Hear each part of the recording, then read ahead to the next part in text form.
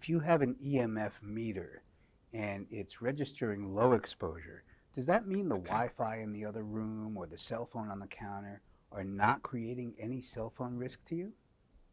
Not actually. And this is probably one of the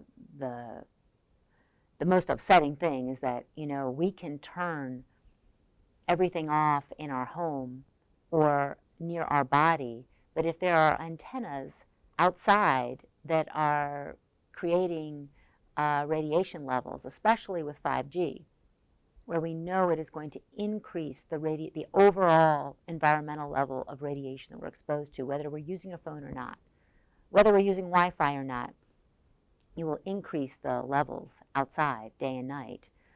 There's research that shows the higher the amount of radiation being absorbed is associated with higher impacts in some studies.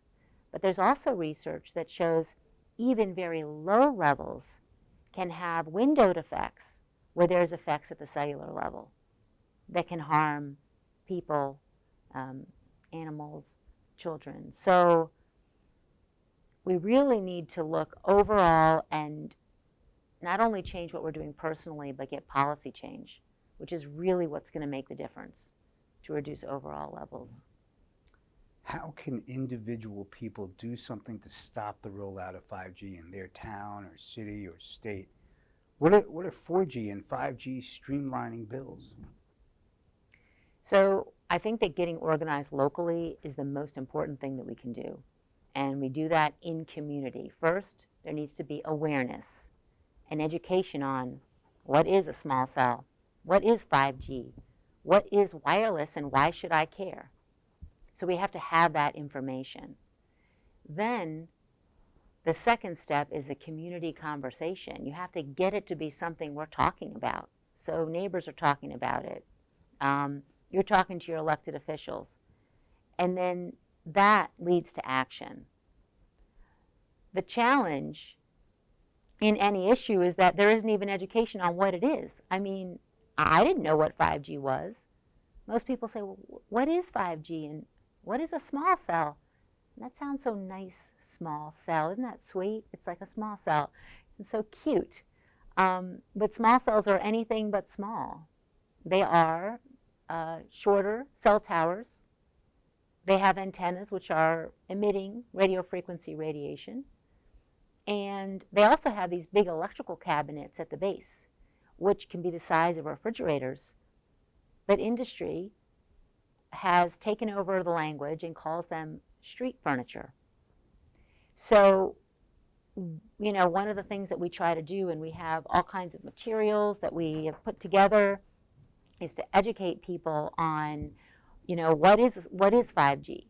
What is a small cell? What is street furniture? What can you do? And there are groups all over the country, in every state, working on this. 5G awareness groups that have that information.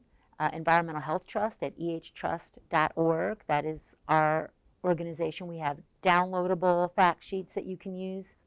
There's also an organization called 5G Crisis with signs, and things are happening. So awareness, conversation, action. Should schools ban Wi-Fi in classrooms, and why? Well, I believe that absolutely we should be using safe technology in schools.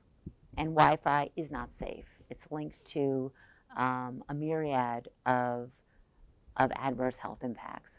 So I can't imagine how we can't but not act on that. And thankfully there are PTAs and unions that are taking action on that in the United States and especially overseas. And schools are removing the Wi-Fi. They are putting in corded connections, because this isn't about no technology. It's about safe technology and responsible use of technology. We rolled out in classes, like in our county, everyone has to have a cell phone. We have to let them have a cell phone in middle school because they're older now and it's a special privilege. But what teachers are reporting is that this is not helping with education. In fact, it's distracting. Everyone's videotaping each other. They're having arguments in class while the teacher is trying to do a lesson over the chat or over these messaging apps. So we have to rein all of this in and have a conversation about what does responsible technology look like in the classroom? How can it really help us meet our educational goals? And how do we implement it in the safest way possible, which is with wired connections, not with Wi-Fi. As hard as that is, I used to love my Wi-Fi. I used to love my phone. And I can't live without the internet connections, but there are ways to do it safer. And if we pressure industry and tell them what we want, then we can get there. But if we say, oh, it's everywhere, I'm overwhelmed, I can't handle this right now, it's too much. It's so hard to talk to my kids about it because they get mad at me. Look, I know. Then we won't get anywhere. Can you be more specific about how wireless radiation from cell phones affects our brains and share a little bit more about the studies that prove it? Well, when you take a phone and you put it to your head, there are antennas at the top of the phone and at the bottom of the phone. And that is emitting wireless radiation, which is absorbed into our tissue, into our skull, into our skin, into brain centers. That's an irrefutable fact. We know that it affects the way our brain works by a National Institute of Health study that looked at glucose metabolism, the way our brain processed sugar in the brain, and found that there was a difference between, they actually did it with people, and they had phone to the head, some which were on, some which weren't. People did not know which phones were on and off, and they saw a change in the way that glucose was metabolized in the brain. There are studies that have found impacts to sleep, changes in brain waves from exposure to radio frequency radiation at very low levels. I talked about the memory damage. So we know it's being absorbed, changing the way our brain is working.